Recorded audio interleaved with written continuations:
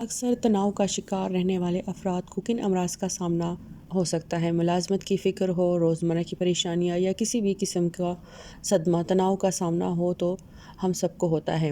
السلام علیکم I T family, کیا حال ہے؟ امید ہے سب خیر خیریت سے ہوں گے۔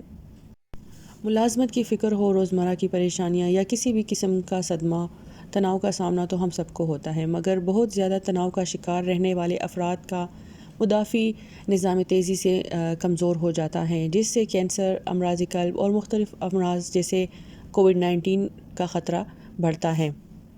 یہ بات امریکہ میں ہونے والی ایک طبی تحقیق میں سامنے آئی ہے۔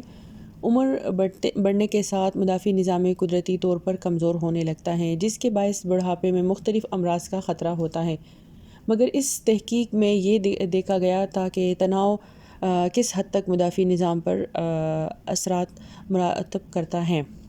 اس تحقیق میں 50 سے زائد عمر کے 44 سال اور 57 سال افراد کو شامل کیا گیا تھا اور ان کے خون کے نمونوں کی جانچ پڑتال کی گئی تھی۔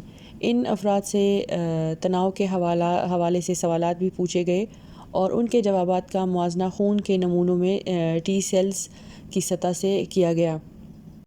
تحقیق میں تناؤ اور واقعات میں مدافعتی نظام میں کمزوری کے درمیان تعلق کو دریافت کیا گیا اور بتایا کہ جو لوگ زیادہ تناؤ کا شکار ہوتے ہیں ان کا مدافعتی نظام بھی زیادہ عمر کا نظر آتا ہے اور کسی نئی بیماری سے مقابلہ کرنے کے لیے زیادہ تیار نہیں ہوتا۔ انہوں نے مزید کہا کہ ایسے افراد میں ٹی سیلز یعنی مدافعتی نظام کے دفاع کا اہم ترین حصہ بھی کمزور ہو جاتا ہے۔